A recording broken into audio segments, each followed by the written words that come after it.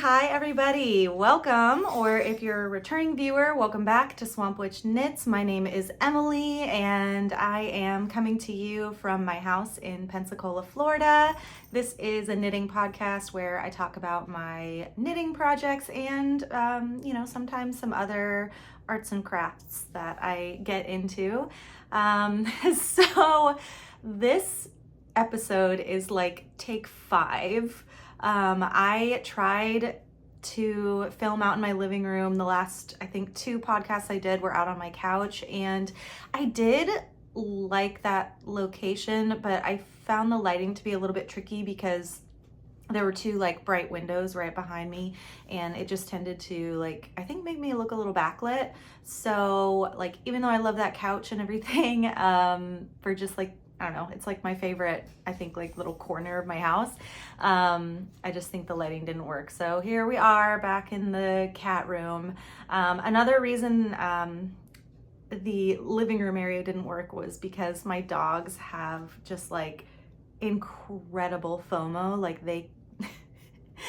They couldn't handle me talking to the camera, and they just wanted to be up in my business, and they kept jostling the cords, and it was a mess. So and then I filmed an entire episode a couple of days ago and had to fight with YouTube to get it uploaded, because every single time I try to upload, it gets stuck on 0%, or then it goes all the way to 50%, and then it goes back to 0. And so when it actually uploads, it's a miracle, and I was so excited.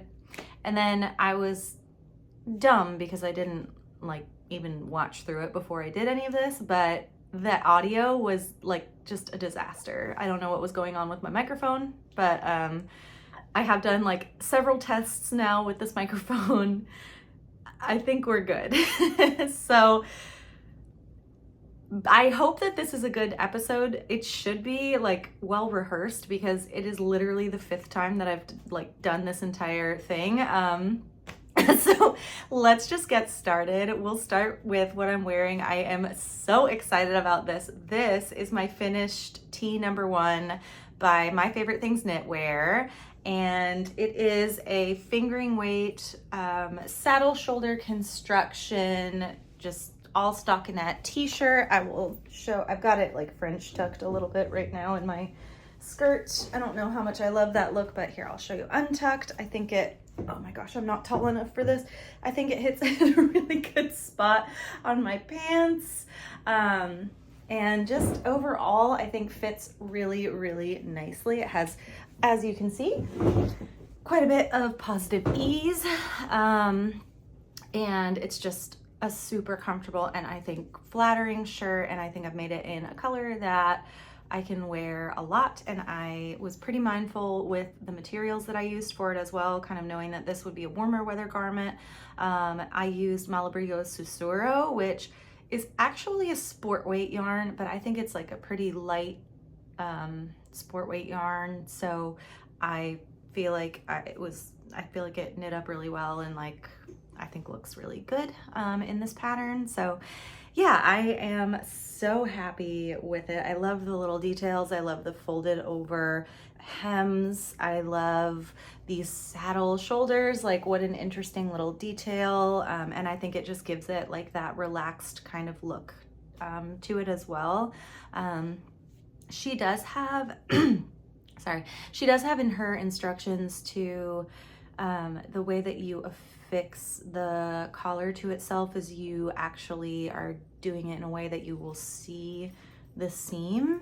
And then she wrote it for me. She wants you to do a purl row where the collar and the sleeve hem and the bottom hem are gonna fold. And I think that's just, to make it have a nice crisp fold line. I did do that. I did follow that instruction in her levitate wrap, and for me, I just didn't really like how that looked. So I went ahead and skipped that part, and I just ironed it down to make it lay really nice and flat. And I think that worked out just fine. And I just, this is, I've knit a couple of her patterns now. I've knit some of her tank tops, you know, obviously I've knit the Levitate wrap, and I just think they're all super well written and easy to follow.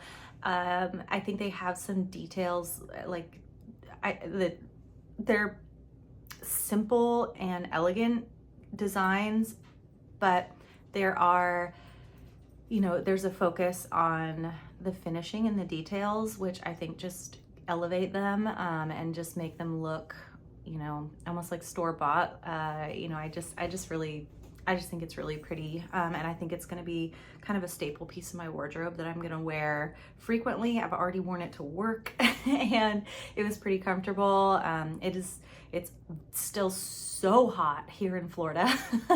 It's like over 90 degrees right now, and the humidity is out of control because it's August. What do you want? But I did wear this just now to like head over to the pottery studio to pick some stuff up and to go get some tacos.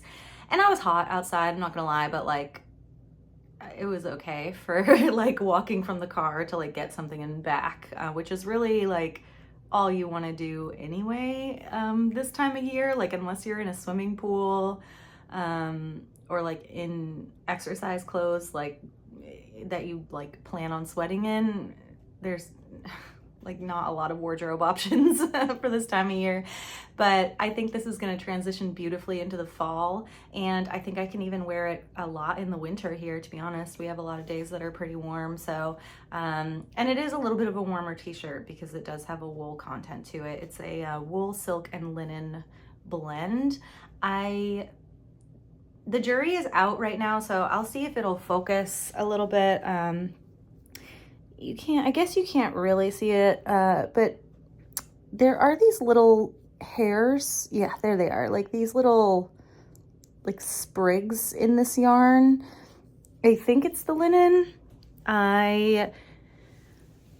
Obviously they're purposely, I guess it's like to create a texture in the finished object. I don't know if I love them.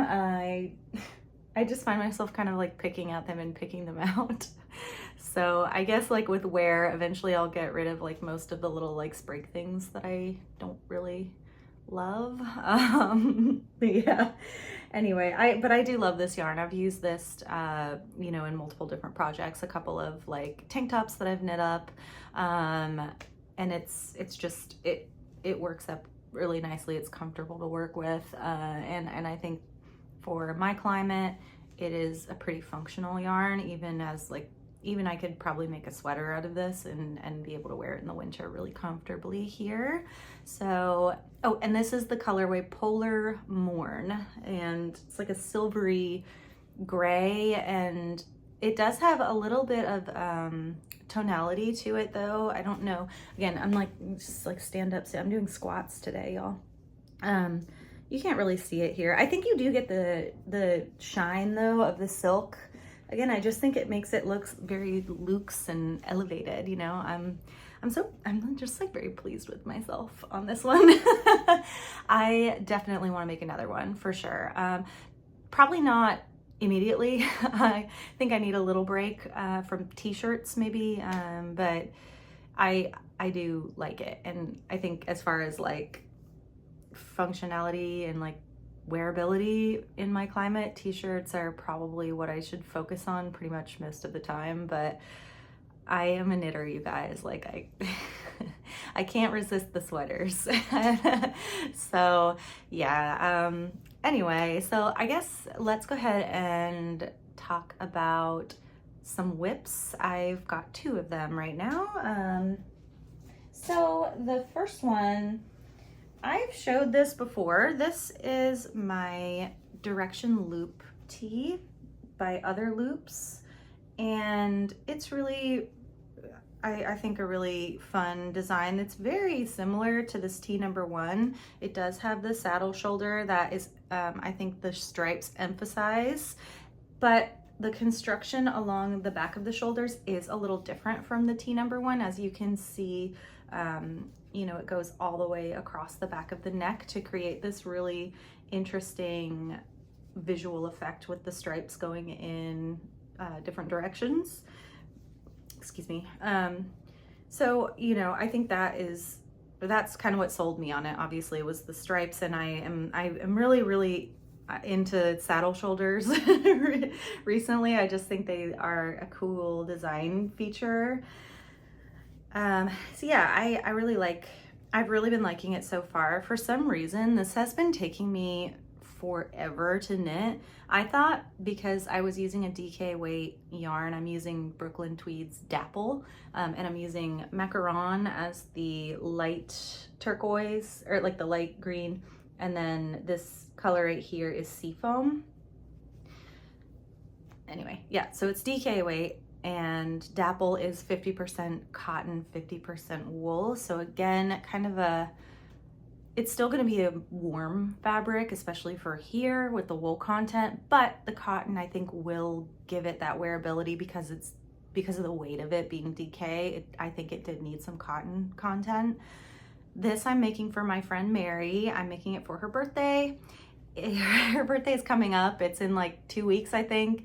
But this will be the third knit item that I have made. Wait, no. 1, 2, 3. Fourth. This will be the fourth knit item I've made for her. I've made her a storm shawl by Joji Locatelli. I've made her the Elton cardigan by Joji Locatelli. And the summer sorrel, I cannot remember who that designer is. I'm so sorry. I will put it, I'll put it on the screen. And then this one obviously is number 4. So it's a little tradition that I have made up. She never asked for any of this, but I was like, I will craft for you. I'm definitely, that's gift giving, and like making things for people is for sure my love language. I'm super introverted and want to be left alone like most of the time. So it's like, I feel like the way I show affection is like little trinkets, like a crow giving you stuff. Oh, this made me think of you. Or like, you know, I wanted to, make this thing special for you. So, yeah. So, this is my little crow gift for Mary for her birthday. She already has seen it before, because I wanted to make sure she liked the pattern and liked the yarn colors that I picked out. And I will probably have her try it on too. Right now I have it on some barber cords. I just tried it on myself, and it's hitting me right at where the top of like a mid-rise pair of pants would hit me. But she's like 100 times, like she's, I don't know, like a foot taller than me. Like she's very tall. So I think I'm gonna have to knit a couple more stripe repeats for her. But yeah, I'll have her try it on for length and everything before I bind off the bottom. But the way that the shoulders fit, I really like. It's very, obviously, like as you can see, quite a lot of positive ease, and I think it like emphasizes your shoulders and gives you a really like solid, like strong silhouette. So, and she has really nice like broad shoulders, so I think that this will like emphasize that on her and look really pretty. And her coloring is pretty similar to mine. Like she's kind of like blonde, with some similar like skin tone and everything. So I do think that these colors will look pretty flattering on her. So yeah, overall in pattern, easy to follow, interesting construction. I've never done this type of construction for the shoulders before. And I really like these asymmetric stripes. I think that's kind of like having a moment right now. And then the Dapple yarn is just super nice, really, really pretty fabric. It is giving like, the fabric is kind of giving like favorite sweatshirt kind of vibes with that cotton content. And it's like, obviously like there's no silk or anything. It's not at all shiny.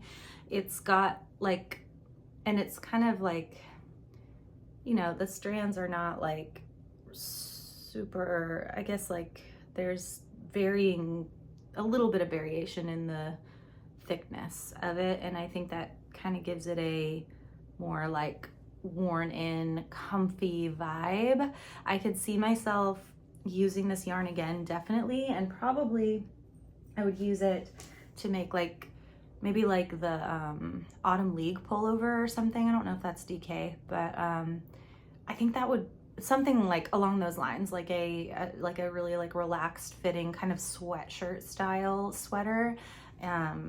I would be very interested in making. It is a pretty pricey yarn though, so I don't know when I will purchase it again, just because I kind of have some plans for yarn yarn purchasing. We are going to Rhinebeck this year, so I'm kind of trying to like preserve my yarn expenses for Rhinebeck.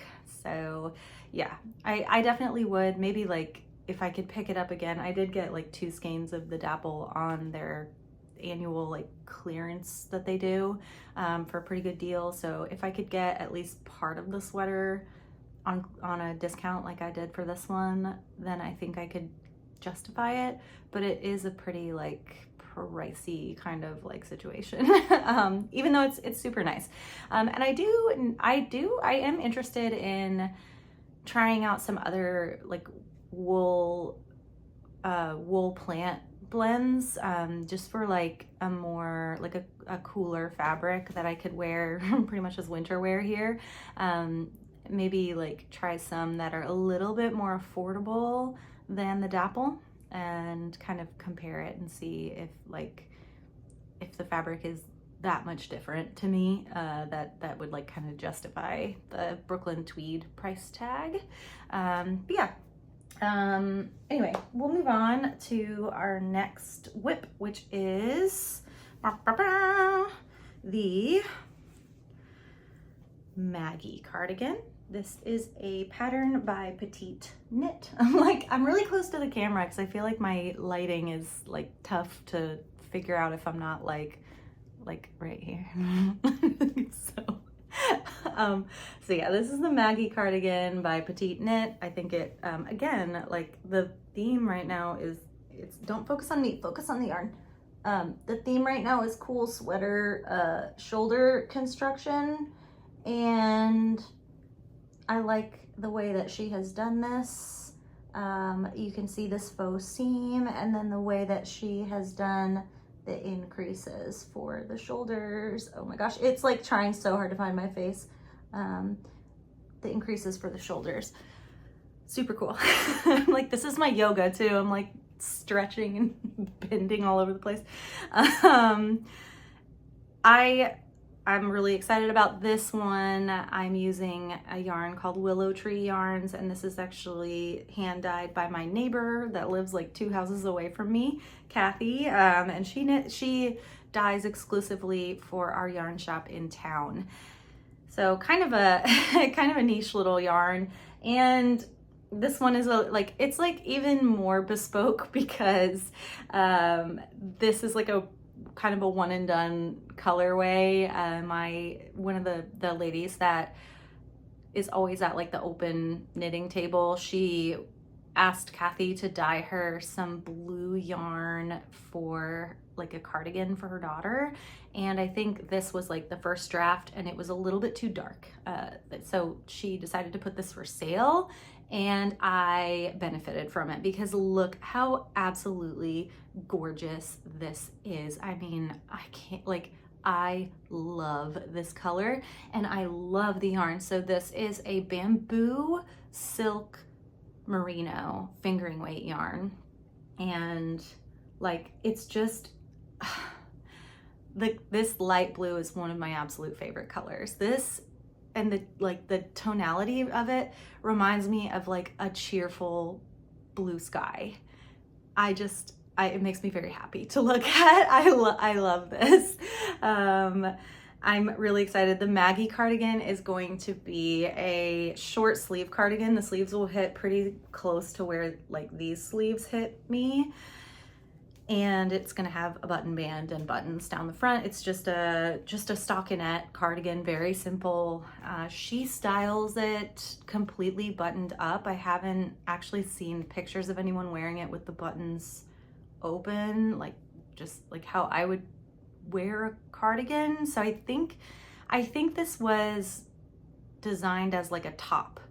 I guess I I don't know. I've seen a lot of those, like, I've seen a lot of, not a lot, but I have seen a few like tops and cardigans lately that like they're button front, but they're meant to be worn like closed, which to me kind of like defeats the purpose of like doing all that work to put buttons in.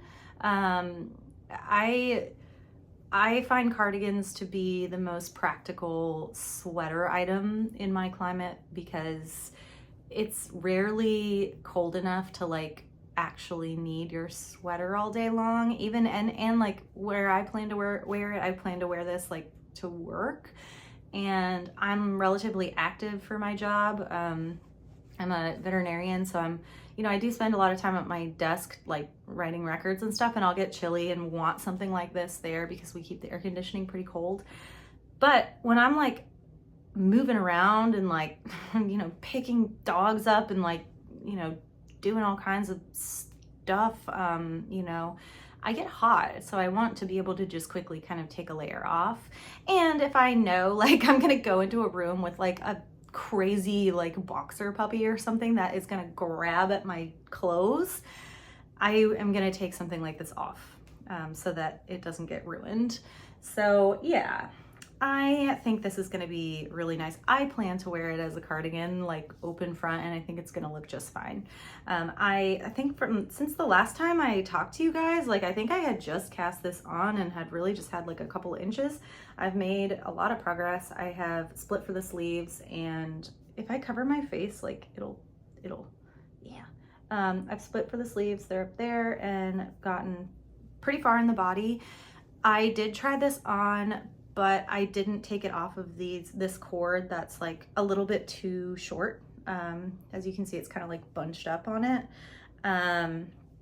So I did try it on and I felt like it's gonna be a little bit snug. It's not gonna, I don't think it's gonna have much positive ease, if any, although again, I have not blocked it and it is super wash, so it's gonna grow. And I didn't take it off of the cord that is like not reflective of how wide it actually is.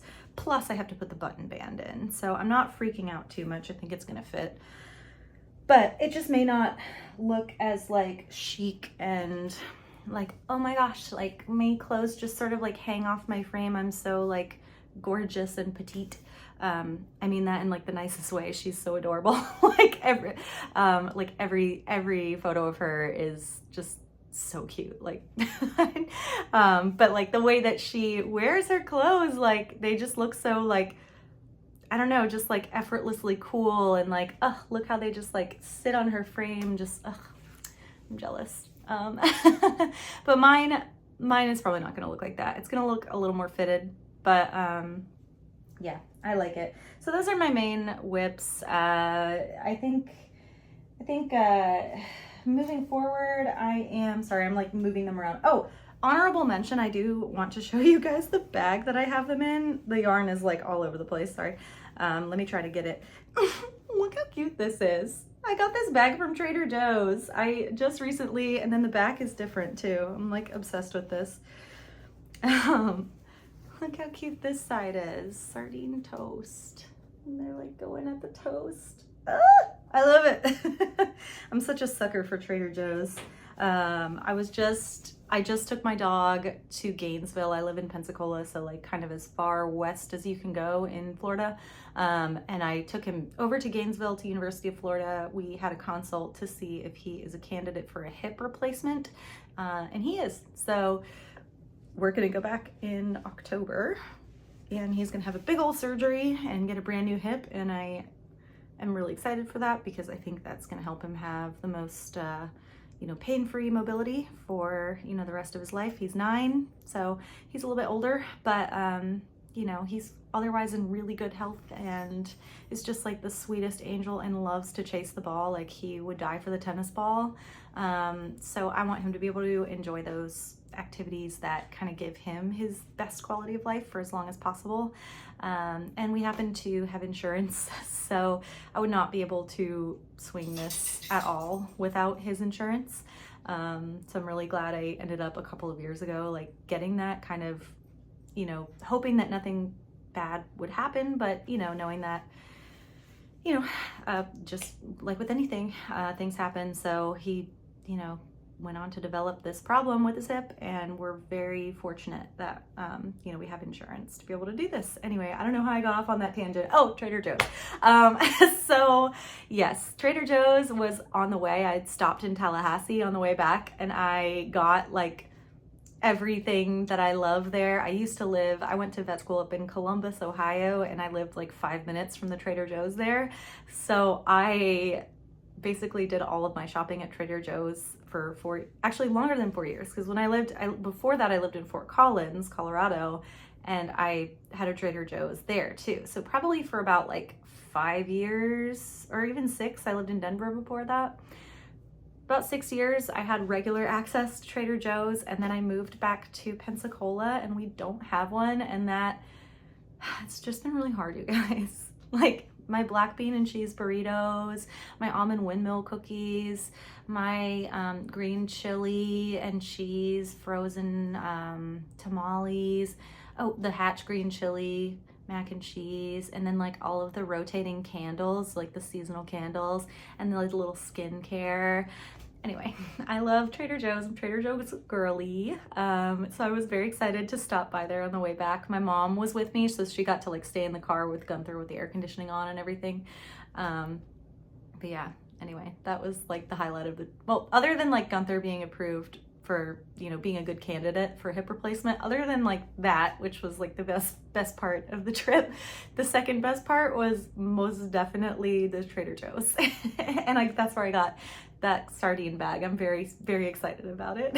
It's like the cutest, it's like their cutest bag I've ever seen. So I'm like, maybe they'll have another one when we go back in October. So yeah, so all right, let's talk about acquisitions. I actually have some acquisitions this time to show you guys. So I finally ordered from Knitting for Olive. I've been hearing so much about that yarn, and I have been targeted big time on Instagram by them, specifically for the cotton merino and for the pure silk. They obviously know that I'm a warm weather girl. And I just, mainly the cotton merino, I really wanted to try. I do think that I didn't like do the actual math, but I do think that it is a little bit more affordable than the Dapple by Brooklyn Tweed. And I like the blend. I like that the Dapple's 50-50 cotton wool, and the cotton merino from Knitting for Olive is 70% cotton, 30% wool. So excuse me. Ooh, I just ate tacos, so sorry. I'm like, also I like, in true me fashion, there's already like queso and taco like on this sweater that I need to get off. It's like the third time I've worn it, so yeah. Anyway, so after like I finally gave in to those targeted ads and to all of like seeing people use pure silk. Primarily I see a lot of pure silk being used right now with summer garments, tank tops, that kind of thing, and just hearing really good reviews about it. And I do think it's a reasonable price for what it is. And I like their sustainable business practices as well. So yes, I was really excited to order, and my order came from Europe in like a week or less. It was so fast. It was amazing. And they had like a promotion going at the time that I got free international shipping, which was pretty cool. So I ended up getting 2 sweater quantities. The first one I got is the Knitting for Olive, obviously, cotton merino, and this color is oatmeal. So really nice, pretty solid yarn, and it does have some, I guess it's 2-ply. I'm not a spinner, you guys, I should know, but I don't. And I you know, it's just a nice, I think, more cool toned neutral. And I don't have anything really in this color in my wardrobe, but I have been wanting something that's this earthy tone. I don't love brown, like I don't like dark browns really, I don't really wear them, but this is more of like a taupe, and I do like a taupe. And I'm very, very excited to try this out. Just like, you know, seeing it in person, it's really soft. My first impression was that it is thinner than I expected. Like I would venture to say that this is a light fingering, but you know, correct me if I'm wrong. It's certainly not an expert, but I think probably just because of the cotton content, it's not as plush as like a sock yarn. So to me, it just doesn't, the strands don't look quite as voluminous as like a sock yarn, a fingering weight sock yarn. I don't have a problem with that. It was just an observation that I had. It's super, super soft. I have heard from people that have used this that the wool content gives it, like, it's just enough wool to give it that memory so that your garment isn't stretching and losing shape, because that's kind of what cotton tends to do. And it doesn't feel hard on your hands because it does have some give to it with the wool, which that's kind of a big, one of the biggest complaints when people are using 100% cotton yarn to knit with, is that it can feel a bit tough on the hands. And my little fingers go numb when I knit for too long, so that's something I have to keep in mind. Yeah, I'm really excited to work with it. I intended actually to hold it double, and I ordered like I ordered the amount kind of to correspond to that. And the two projects that I am kind of bouncing back and forth between are the Storm sweater by Petite Knit, and that's kind of an oversized all over texture sweater. I think that the light, like I think this color is light enough, and it's like, you know, a nice solid that all of that texture will really shine, and you'll be able to like kind of see it all really nicely. I have a sweater called my test taken sweater, and it literally was the sweater that I took pretty much every test in vet school, like including my board exams. I wore that sweater. It's my dad's, and I think it's probably from the 80s or 90s. It's like 100% cotton, like X-size extra large. It's huge on me. I can basically wear it as like a dress tunic situation. I have to roll the sleeves up. The Storm sweater forcibly reminds me of that sweater. So I like am really excited. I've since I saw that sweater released, and it immediately made me think of my test taken sweater, I was like, I want to make one. So yeah, actually I'm gonna go get it. I'm gonna show you guys what I am talking about, because it's right, it's right here. Okay, here it is in all its glory. The Sequel Limited, made in the USA, size extra large, test taken sweater. Originally owned by Mark Tryon and stolen by me. So check that out. Look at that. Look at that. Just like all over texture. This, of course, is color work. Love the low contrast color work moment though, and just love the textures and shapes and colors. Looks like we've got some like pearl rows here. I don't know how they achieved this, maybe with like slipping some stitches or something, not sure. It would be fun to recreate this sweater because I really just love this thing so much. It's just like, it's so cozy, it's so oversized, and you know, obviously it's special because it belonged to my dad. So I don't know, I just think with like some of the textures and the color that she knit the you know, model sweater in, obviously is pretty similar to that. So yeah, I no longer hopefully have to take tests, but so I won't have a need for a test taken sweater, but it would be nice to have one that fits me a little better. And definitely the sleeves, as you can see, I have to roll them up quite a lot, and they're very loose because this is 100% cotton. I think there was some elastic in here at one point, but it is degraded and like not at all stretchy. I guess I could like thread some elastic back in it, but I'm not gonna do that. I think it's charming the way it is. I'm not gonna touch it. So Yeah, that's the Storm sweater. The other possibility would be the Rivendell sweater, and that is by Sari Nordlund. Just gorgeous. I love the cables on that. After knitting my vest for the 4th of July, it was like an all over cable vest. I really enjoyed that process. Cables are like magic. I don't like, I still am just like, I can't believe that I like made this, and it's not hard. You know, it looks like it's one, I think it's one of those techniques that, at least a simple cable, it looks more difficult than it is. You know, I think you can be a beginner and still like figure out cables.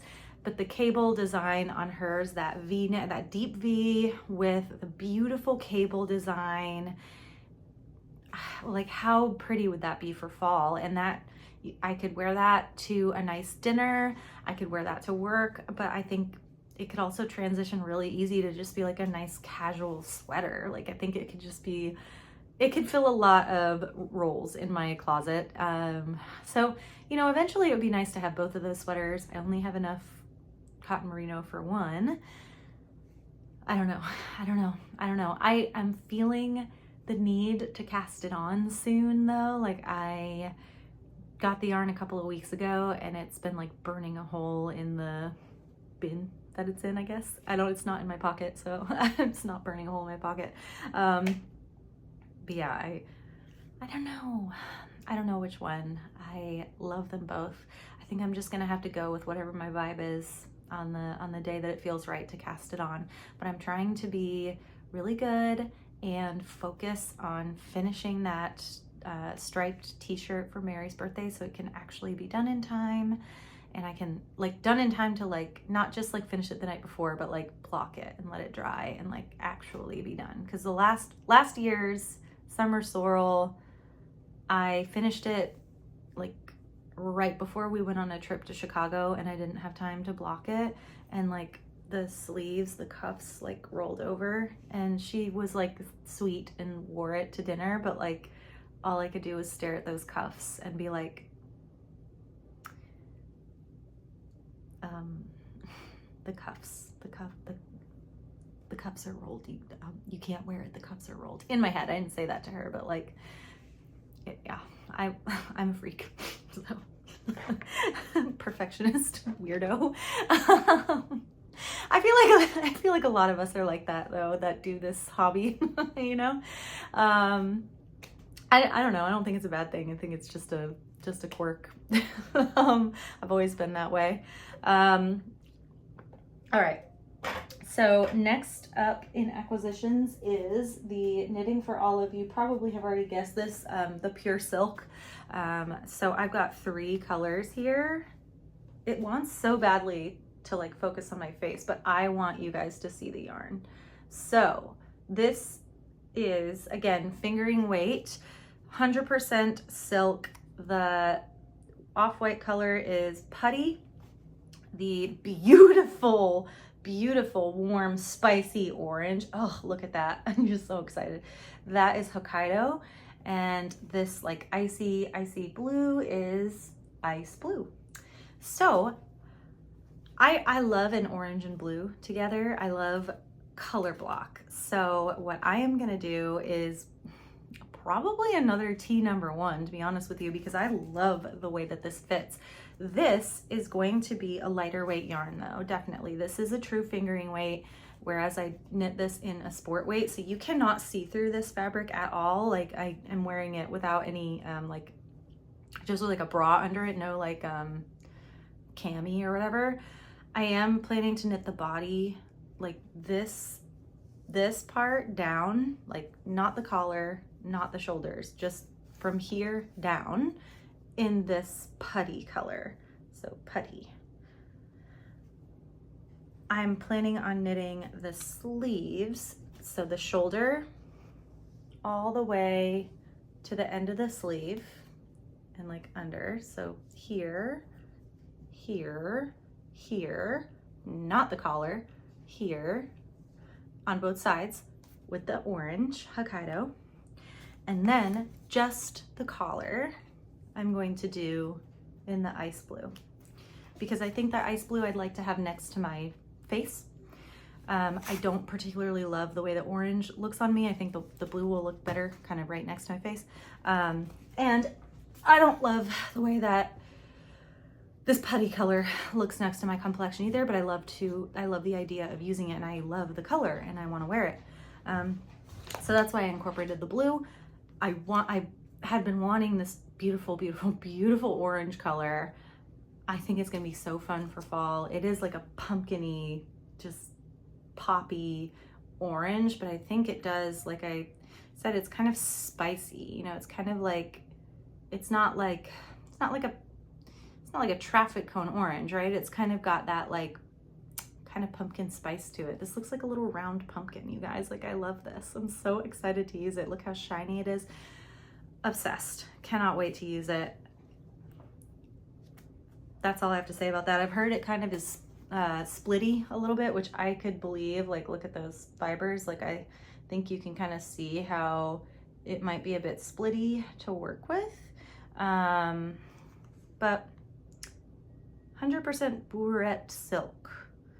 I was reading about their manufacturing process for the silk, and I thought this was really cool.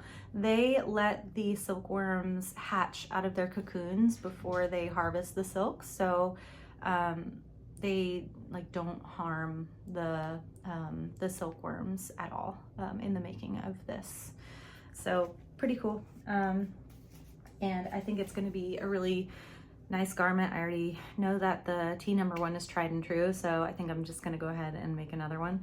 Yeah.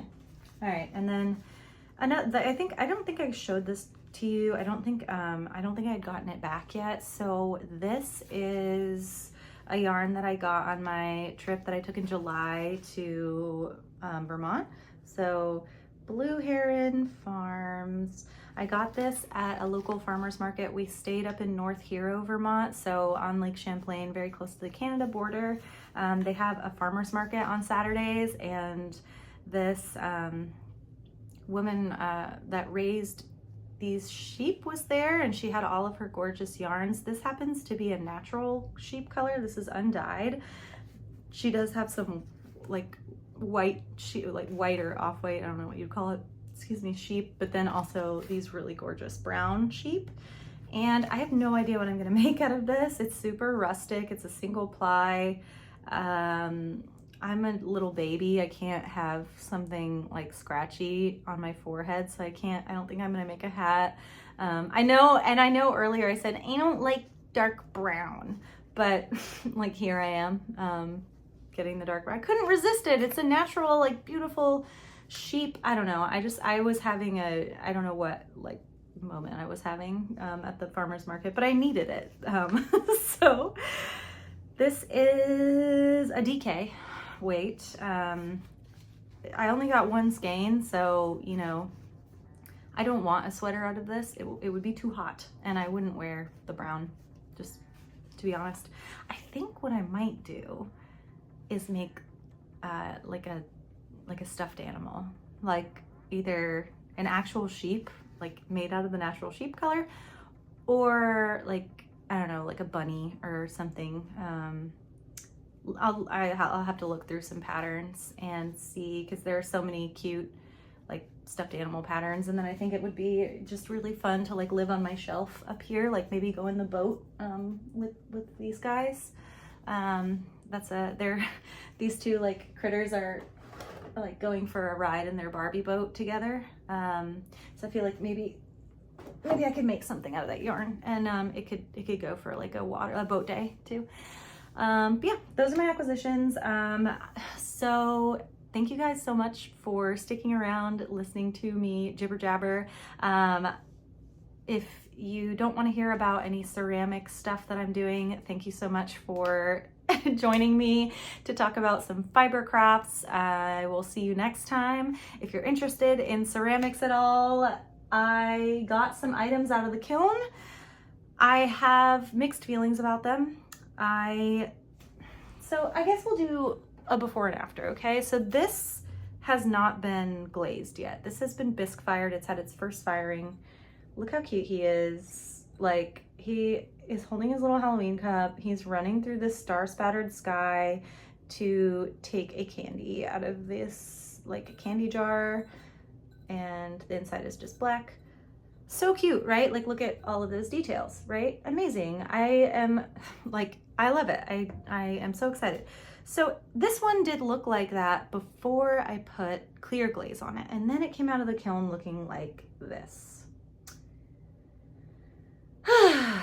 So a lot of the detail was lost. A lot of the background color burned out. Almost all of the speckles, except for like a couple of the white ones and the like pink corally ones, burned out. Like some of my glaze pencil burned off, so it's hard to read. I'm just kind of bummed about it. I'm not gonna lie. Like, I was like seeing the red mist like furious when it first came out of the kiln because it looked so different than when it went in. Like, as if I don't know that. Like, it's like, how long have I been doing this? But I was just disappointed. I don't know. Like, this one I think maintained the most detail. This possum guy. He's pretty cute, I guess. But the background I think burned out a lot on him. And then, yeah, that, I don't know. It's okay. There are some speckles on the inside that look cute, I guess. And then the third one, I felt like this one really lost like the most detail. This is my little fox. So again, like, it turned out like okay.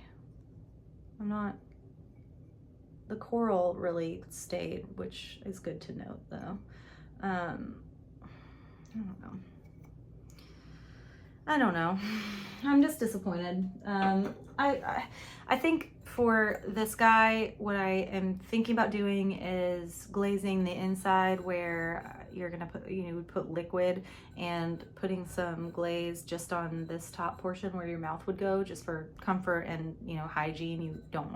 I wouldn't want like, I don't know, in theory, it's food safe to not have glaze on it, because it's fired to such a high temperature that it is water repellent, but I still feel like a textured, like, it's not a completely smooth surface. So like, I still think bacteria could grow in like tiny little crevices and stuff. So I personally would, and for comfort, I think it's more comfortable to put your mouth on like a smooth glaze, but I would only do it on the top part. Don't know what color I'm gonna use yet. And then I might glaze, like, I have a glaze called Stroke and Coat, which you can kind of, it stays where you put it, and it's like bright colors and stuff, and you can mix it kind of like paint, which is cool. I might do like some little choice pieces on here, like maybe the skulls or something with the Stroke and Coat, and then like definitely this little pumpkin, and maybe some like parts on him, because you're not, from what I remember is you're not supposed to like only glaze the inside of a vessel, just I guess with like temperature, like it goes to such a high temperature, and like the chemical reactions that happen and the physics of it, like it can like the way that like the clay is like contracting, I don't fully understand it, but I think it, like, bad things happen if you only do that. It's like, essentially. So I'm gonna have to ask my friend if that's like an appropriate thing that I can do. We'll see. Because this is for her. She threw, obviously, like, this is so gorgeous and even. Like, look at how beautiful this vessel is. Like, the walls are perfectly straight. It's like a uniform thickness. Clearly, I didn't make this. My friend Rebecca made this. She's way better at she's a way better potter than I am. But we did a little collab moment where I painted on it, and that is for her. So I don't want to mess it up. So I'm going to ask her, and it's her kiln too. So we'll see. The last thing, you guys, like, so I'm so excited about this little baby. This thing just came out of its first firing, its bisque fire. Like, look at this little guy. Look at this little guy. So my friend Mary came up with the best name for him. He is gonna be a like ring holder. So the intention is like to put your ring on his little tail.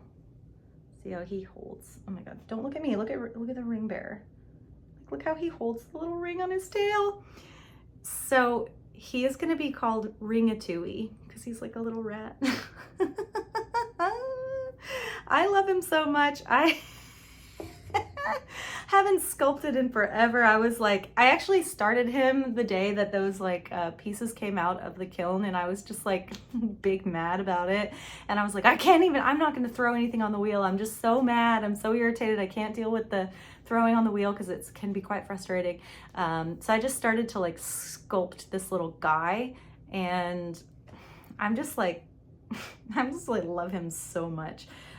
He's for me, like I'm keeping him. I love him so much. He's gonna probably live like by my sink. Look at him smiling at you. Like he's so pleased with himself. Like he knows he's doing a good job. He knows he's there for you, like always there for you, like helping you do the dishes, helping you with anything, like just a good guy. And I'm gonna paint little eyes on him too, obviously, and paint him probably gray. I actually meant for him to be a possum, so I may actually still paint him like possum colors. I think like once he has the little like widow's peak on his forehead, with the pink ears and like the gray and like white fur, I think it'll kind of come through more that he was intended to be a possum and not a rat. But that might ruin the vibe that he's Ringatui. Anyway, so that's my that's all my ceramic shenanigans. All right, guys, I've been here for way too long. Excuse me. Oh my gosh, I like note to self not to eat tacos and queso like right before trying to talk. So good to be back. I am going to really try to film with, you know, more frequency and I guess like a more regular schedule, but I don't know, everybody's life is just chaotic, I feel like, so, you know, who knows, we just try our best, right? But thank you for, you know, sticking around, hanging out with me, and I will see you next time. Bye-bye.